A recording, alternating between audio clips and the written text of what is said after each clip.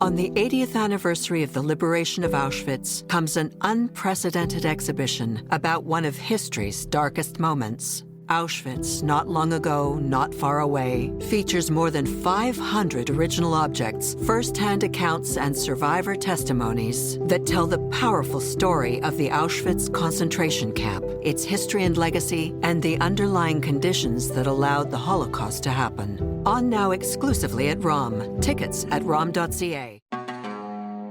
I just spent far too many years of my youth and honestly adulthood too, just feeling like I didn't belong, that I had to constantly prove to people that I was Jewish, and not even Jewish, but Jewish enough. Almost because of their doubt, I had to go above and beyond. I had to be visible.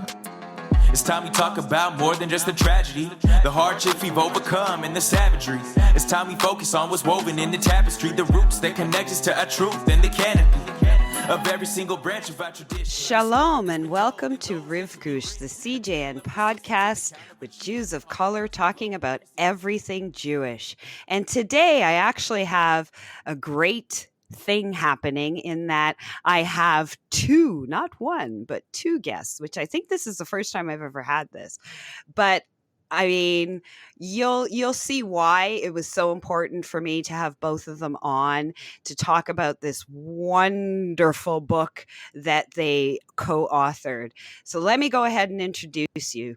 Liz Kleinrock, and I've got this from your bio and I loved it. I was actually going to do the 10 things, I think that was yours, the 10 different things about you. But anyways, so here you go. Liz Kleinrock is a Korean-American, queer, Jewish, anti-bias, and anti-racist author, educator of both children and adults. And I'd like to introduce Caroline Kusin Pritchard.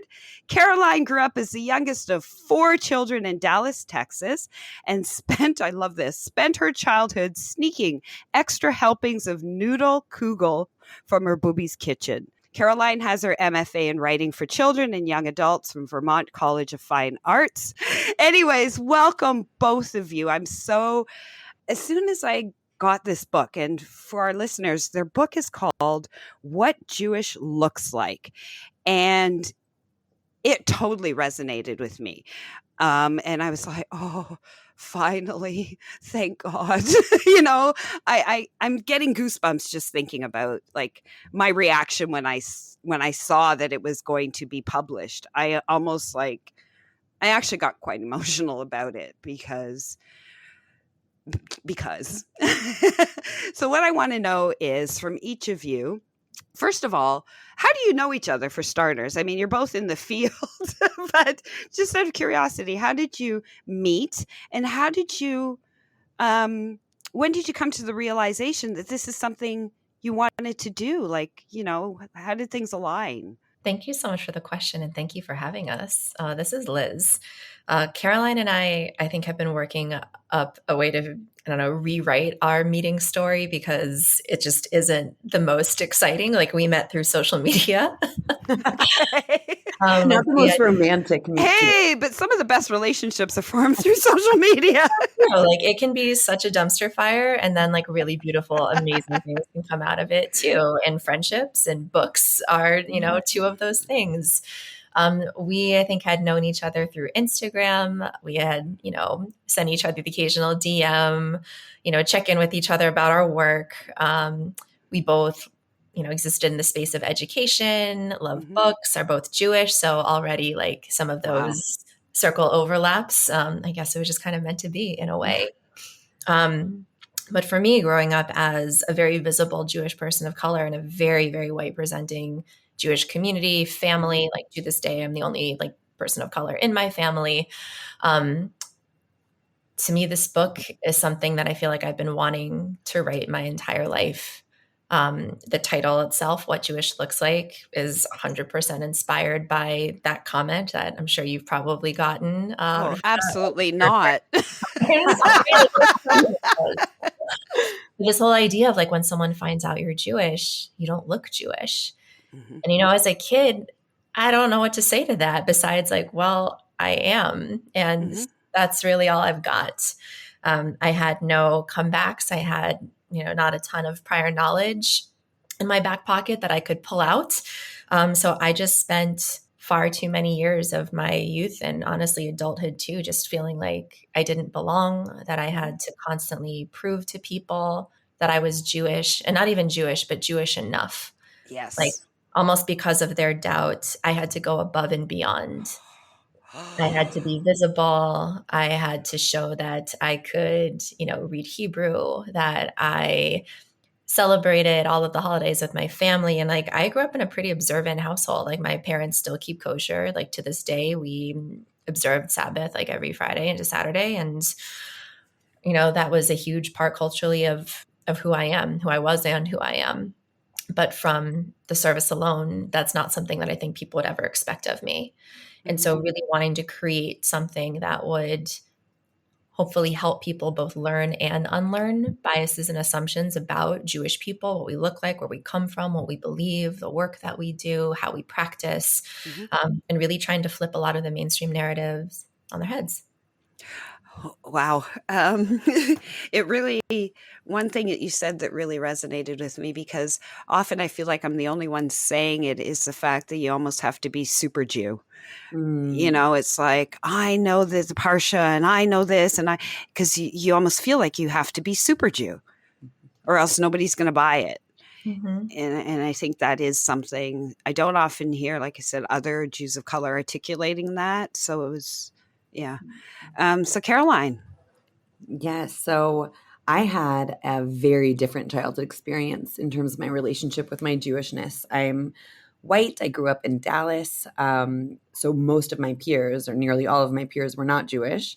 But when I did get into a Jewish space, nearly everyone looked enough like me. Everyone on the Bima looked like me. Whenever I saw Jewish representation in the media, it felt very familiar.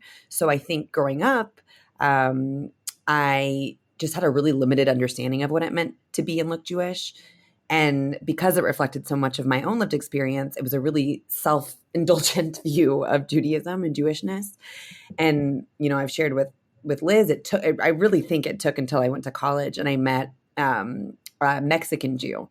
And I remember feeling that sense of like, what? That shock. Yeah. And that sense of shock was, now looking back on it, I'm like, ugh, it makes me cringe to think about that. But that was my experience.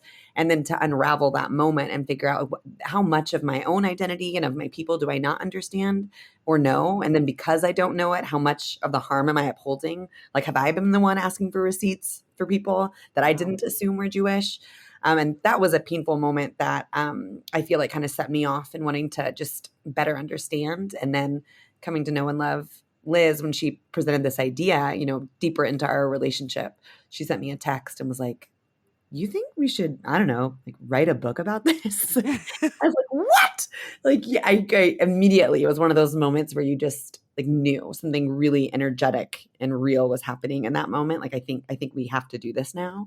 And that set me off, I think, on my own real deep dive learning experience. Over the past 3 years, it's taken us to write this book. 3 years. Oh yeah. So much unlearning and so much research through our people across the world, from the very beginning. And that's been just such an opportunity. And also I am married to a Samoan man, non-Jewish. And so we have these 4 Samoan Jewish babies. And I want to make sure they don't grow up the way I did, with that limited understanding of who they are and who their people are. I have to say, and I don't know if it's the right, both of you are women of words, so you'll have to forgive me if I'm not as eloquent, but I have to give you props for like taking it further, because I'm sure there are many Jews who stumble across, a Jew who's a minority within a minority and say, oh, that's interesting. Okay. And move on. But you went further. Like you did. First of all, you looked inward and you went further. So I have to like, hats off, like, because I think more are not like that. They're curious, but don't, do the inner work or the work to embrace our differences. I mean, I feel like there's been, I hate to harp on the negative, but because there's been so much of a positive reception to this book. But I will say at the beginning, we interviewed and talked to a ton of people to kind of pick their brains and figure out, who are the people that you admire that we could potentially include in this book. It was part of that process. And remember talking to a few people and their response being something like, are there going to be enough people for you to include in the book? Some white presenting Jews who just felt like their understanding of what Jewish looks like was so conclusive, then how could we possibly go out to embark on this impossible journey? And I just remember looking in that moment, like, that to me is so antithetical to Jewishness, this idea of curiosity, what you're describing, and to unpacking what we do and don't know. And so I feel like the reality, of course, as we all know, is there were far too many people we were just, this is an embarrassment of riches. We could write 10, 20, 100 books full. Which you should. And, because I'll tell you something, I kept looking for my name and no, I'm just kidding. The sequel. Okay. Because there's a bunch of us up here in Canada too, right? Anyways, but that process, like, how did you, because like you said, it's like this richness and so many people. One thing I should mention that I absolutely adored, other than the illustrations, which are courtesy of Iris Gottlieb, just stunning. And can I also say, it does say ages 8 to 12. I think you should just say ages everyone.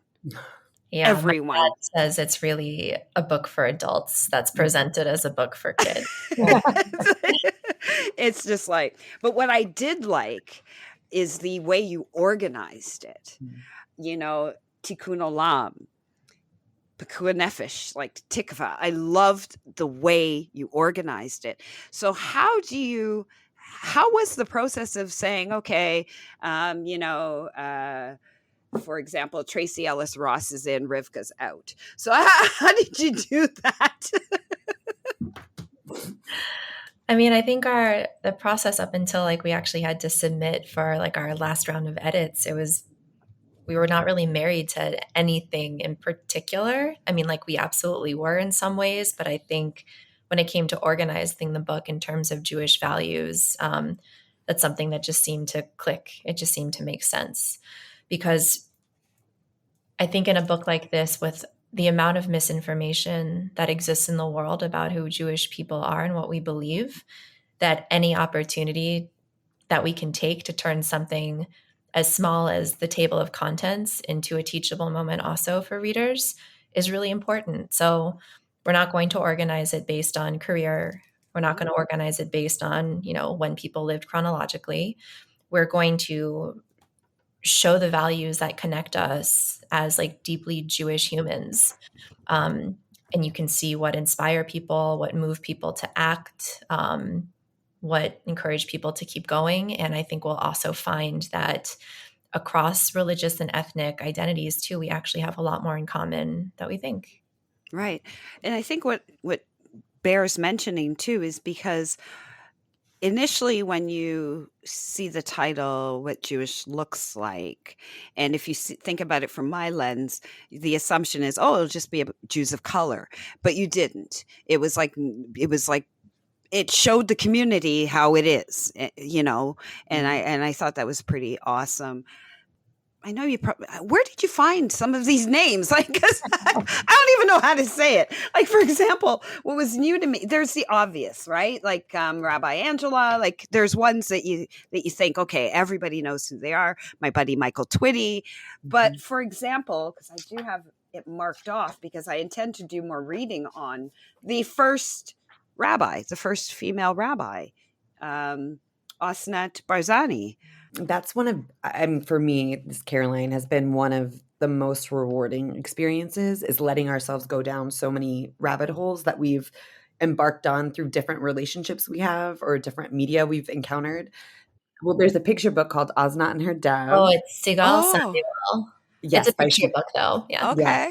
And I read that to my kids, and I remember that's how I heard of her story. And so that, I think immediately Liz and I had seen that book, and only because that was published in the past few years did we say like, oh, well, we of course have to include someone like her.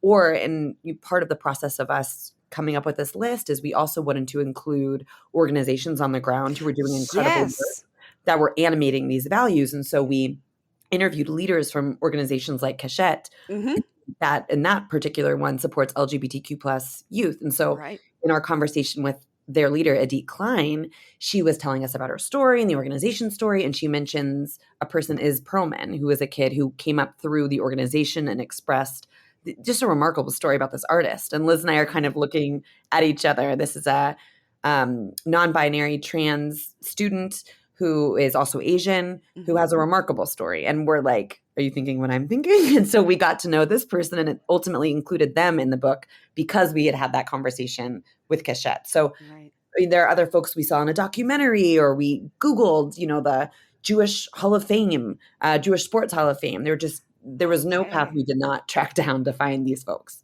Yeah, because I'm very impressed by the depth and the variety. I was just like, okay. And people that like I said, that I didn't even, it's like, oh, who is that? Or, oh, are they? I was like, oh, I didn't know. The Indigenous Jewish Supreme Court of Washington. I was like, oh, and I'll have to admit, selfishly, I was writing down names thinking I need to find them and interview them. It was like, this is really cool.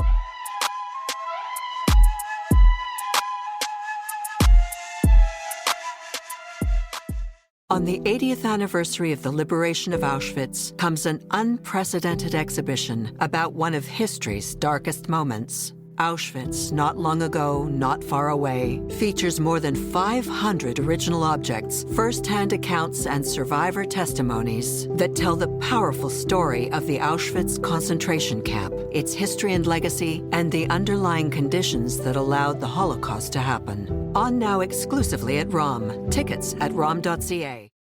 So you have embarked on a tour, correct? Mm-hmm. How's the reception been?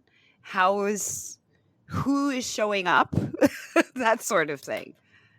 It's a great question. I think Caroline and my experiences have been a little different, even though we've both been present at the same events. We kicked it off here in DC, had 2 events during the first week, and then we were off to the Bay Area. So huge thank you to the Contemporary Jewish Museum in San Francisco, Capitol Jewish Museum here in DC, Linden Tree Books in Los Altos, and People's Book in Tacoma Park. And then also got to share our book at the Literary Hill Book Fest, which was yesterday. So it's been kind of a whirlwind. But I think, given the theme of this podcast and the company that I'm currently in, I have personally been microaggressed at every single one of these events. Like, we have had, I think, like a pretty diverse group of attendees. Certainly, like for some of them, like our first one, the Capitol Jewish Museum, leaned a little bit older, a little bit more white, like white presenting.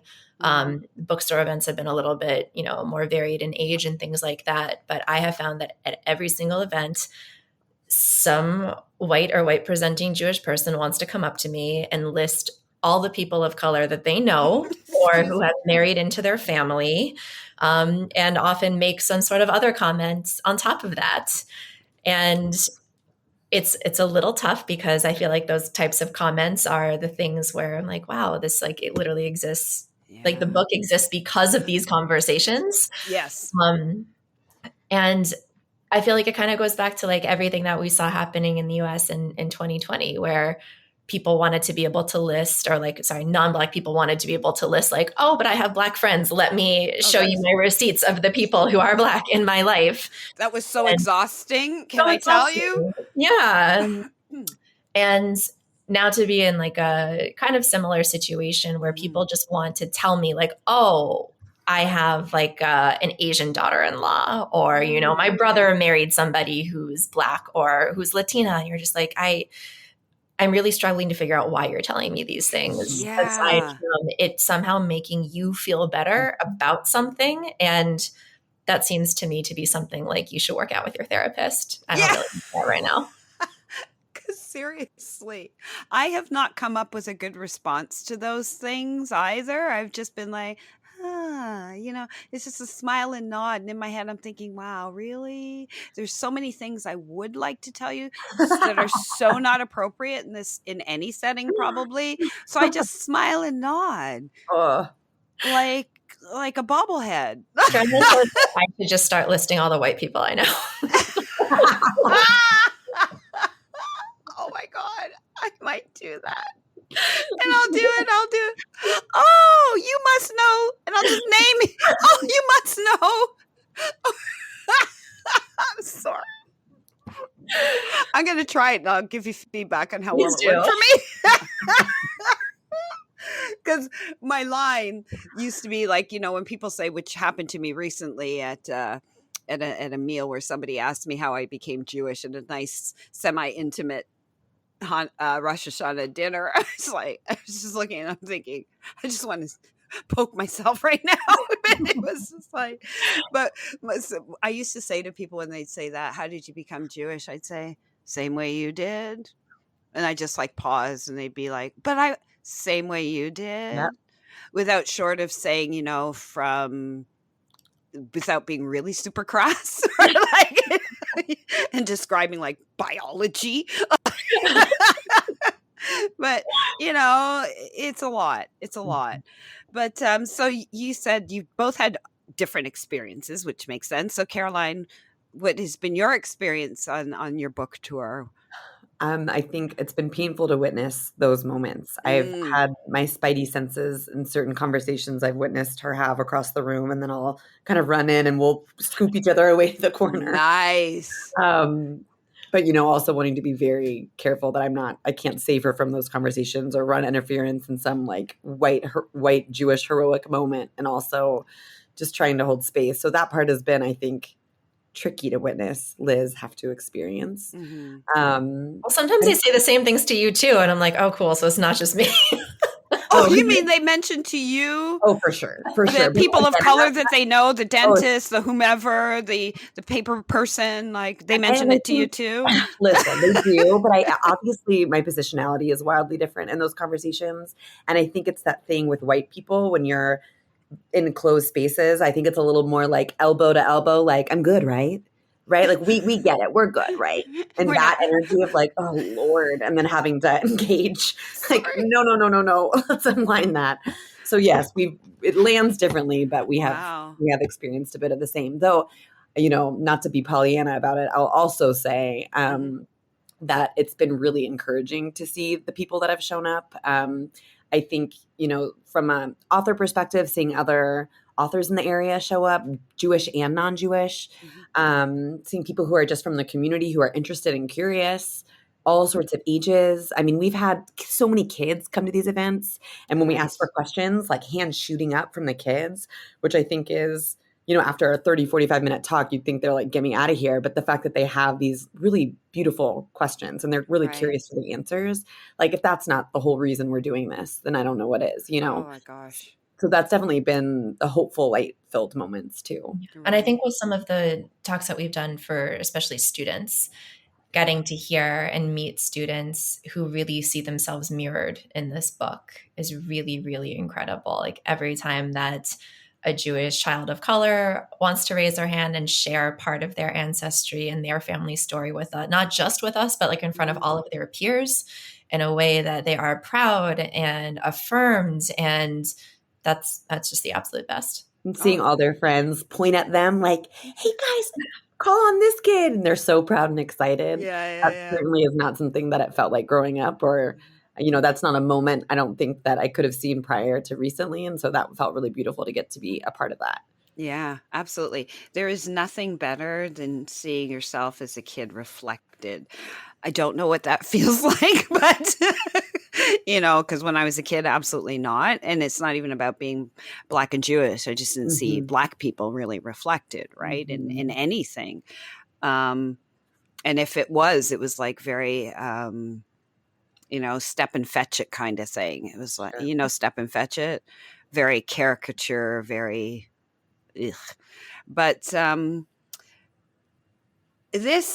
have you had, because what I'm finding, and let's see if I can phrase this decently, is there's a lot of pushback around DEI, around, are you finding, because sometimes I find within the Jewish community when people say, for example, there's an event happening and someone said, well, it's a Sephardi space. It's for, Jews of Sephardi. And they're like, oh, here we go again, dividing and pointing out and this and that.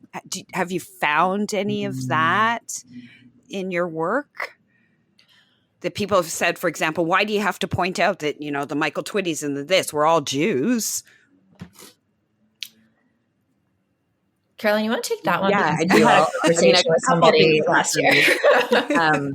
Again, not to harp on the negative up front, but before we wrote this book, when we were in that investigative process and really trying to learn from the community and what biases they may be holding or ideas they may be holding, I remember I talked to one Jewish educator about the idea, and she said it's, she's really active in Jewish literature, and she said, I don't want to be that person, but I'm like, don't ever love what's going to come after that. But she said, I just wonder if you considered how white Jewish kids are going to feel reading this book and if they might feel othered in the process. And that was one of those moments, which I think is another way of saying, like, must you continue to divide us? Must we have as Jews, we're already marginalized enough. Are you going to marginalize the white ones amongst us too? Mm-hmm. And that was a heartbreak. It shouldn't have been surprising, but it was such a heartbreak to hear from a Jewish educator. And I think, if I'm giving all the benefits of the doubt, I think what I was hearing really was fear for just what you're describing, that we're already so fractured. And so anything that might appear as a fracture feels like a personal attack. Of course, there's so much work to be done there from the white perspective, but yes, from the very beginning, I felt that from the white side. I also want to say from the white side. I knew what you meant. On white Jews. Kind of articulated that. I totally want to keep that in there. No. Please don't. On the white side. What I'll say, though, is recognizing that there's so much misinformation from outside the Jewish community, but also within. I think one thing that was so important to us is that we front-loaded this book in a way that allowed all readers to at least be operating from some vocabulary that could be shared. Mm-hmm. And I can think of no better person to have constructed that than Liz. I mean, she comes from not just lived experience, but a full career of expertise around these questions. Right. And so we worked really hard to figure out, how do we directly address some of this in this big questions section? So questions like, are Jews a race? Are Jews white? Oh my gosh. When I saw that page, I was like, holy bleep. That was my favorite part to write. I mean, I loved writing the bio. Oh my God. I was like, I'm very proud of that. You should be, because you said it better than I've stumbled with saying it, but you articulated it so beautifully because you're also a writer and this is what you do, that I just want to memorize it. When people ask me, I just say, no, it's perfect. And I'm so glad you put it there, that you have these big questions and it's there. Mm-hmm. And I think when I always think, Liz, when you say you were younger and when people would ask you that and you said, all I knew how to say was, well, I am Jewish. Mm-hmm. I think we both were really hoping aspirationally that if kids were questioned after this book is written, that at the very least they'd have this as a resource to point to. Even if an 8-year-old doesn't have the exact words or articulation, they could reference a book like this to know there's information out there that's framed in a really concise, kid-centered way that I could at least offer you something to help you understand and educate. And I think to touch back on your question about DEI, though, because I am a Jewish woman of color and because I'm currently the director of DEIB at a school, and I do this work at many schools and also with many nonprofits and corporations, and name the type of organization, I've probably done some sort of partnership work with that type. I can fully say that I've been in some really bad DEI work before. I've sat through some really atrocious workshops and panels and sessions, and have been in schools led by people who think that they are doing DEI and are actually just creating more fracturing in their community. And at the same time, DEI is really important. Good DEI really seeks to understand who people are and where they come from, how they show up, how we create spaces where people are seen and affirmed and valued, not just belonging, but true value. And I have been in a lot of DEI spaces where the focus is solely on a Black-white binary. Mm-hmm. And so it leaves out people who are biracial, multiracial, Asian, Latina, Indigenous, like anyone who doesn't fit into those categories, that also exists just within a, let's say, US or like North American construct of identity-based categories. Because the work that I've also done on like in international spaces in different countries has really pushed me to understand what socially constructed identity really means. And when we talk about things like, are Jewish people a race, it really depends on also where in time you are and like where geographically you are too, and how people think of this. And so there's just a lot of misinformation out there. But I would also say, because of the erasure of Jewish people, and especially Jewish people of color in many mainstream DEI spaces, it also makes sense to me why there's such suspicion around DEI in Jewish communities too. But then I think we also see it taken to a place where it's actually like really harmful too. Like a couple months ago, this was so bad. The Jewish Journal published an article called, I pulled it up actually. It's called 18 Warning Signs Jewish Parents Should Look Out For This School Year. And it's maybe one of the most cringy articles I've ever read in my life, where it's like, if you are at a school and they're talking about affinity groups or use the word decenter or talk about DEI, then like these are big red flags that you should pay attention to. And I think sometimes it's really hard for Jewish people, especially white Jewish people, when you have lived your life and learned about your family and your ancestry solely through a lens of oppression and trauma, that while those things are very true, are absolutely your lived experiences and your family's lived experiences, just because you have been on the receiving end of harm doesn't mean you are therefore unable to commit or perpetuate the same sort of harm towards other people.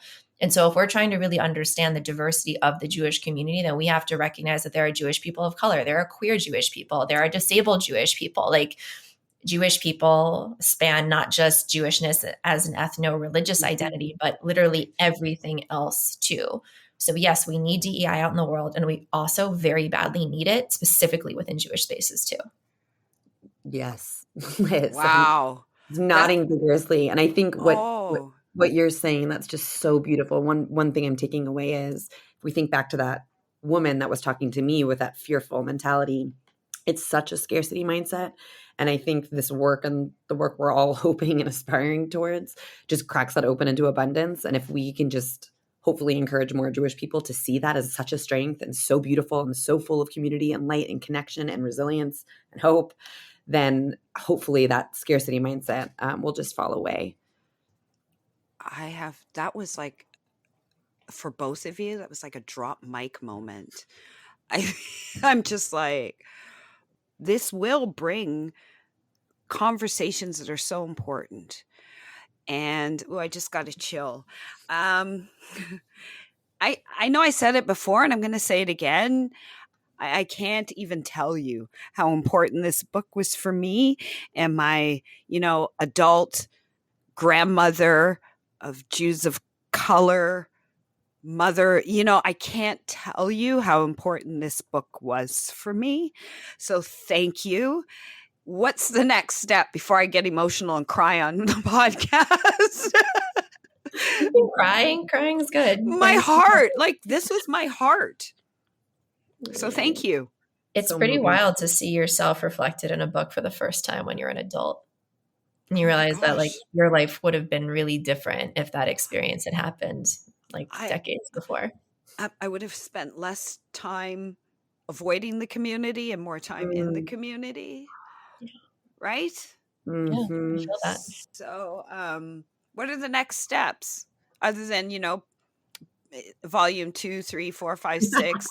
I can wait to be in volume 3 because I do love the number 3. Not that I'm pushing an agenda. I love it. No, but what is your next steps?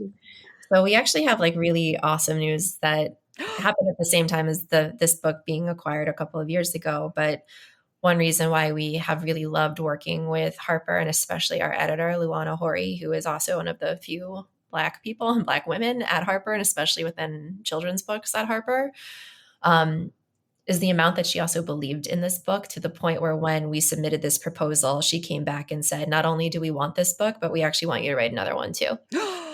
So in the next 2-ish years because publishing is slow. There will be a picture book that's going to be really different in how it's written. It isn't really it doesn't follow the same structure whatsoever. It's a picture book. It's far more lyrical and it's a language, but it really zooms out and looking at Jewish history, Jewish peoplehood, what connects us, leaning into a lot of those really beautiful small moments. And we're really excited about that. I can't stop smiling. Oh my gosh. I can't wait. I'll be on that pre-order list again. Well, your positivity and your kindness is fueled because we are in our last stages of editing that manuscript. So I feel like I am feeling and channeling your energy, and I'm so grateful for it. So we can pour it back into the story. Thank you. Thank you. Thank you both. Thank you for this book. Actually, my boss was here today and I showed her the book and she's like, oh, I have to get that for my grandchildren. This is, and they are not Jews of color. So this is fantastic. So again, I thank you both, Liz, Caroline. I thank you for being on this podcast. I thank you for your book. I just thank you. Thank you so much. Thank you so much for having us.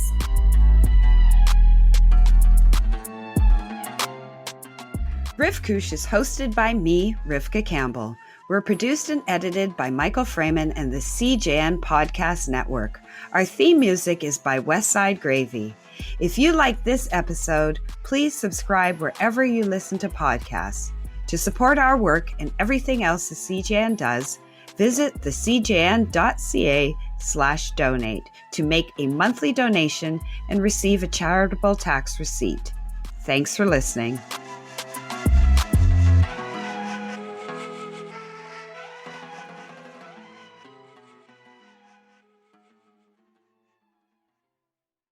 On the 80th anniversary of the liberation of Auschwitz comes an unprecedented exhibition about one of history's darkest moments. Auschwitz, Not Long Ago, Not Far Away, features more than 500 original objects, first-hand accounts, and survivor testimonies that tell the powerful story of the Auschwitz concentration camp, its history and legacy, and the underlying conditions that allowed the Holocaust to happen. On now exclusively at ROM. Tickets at rom.ca.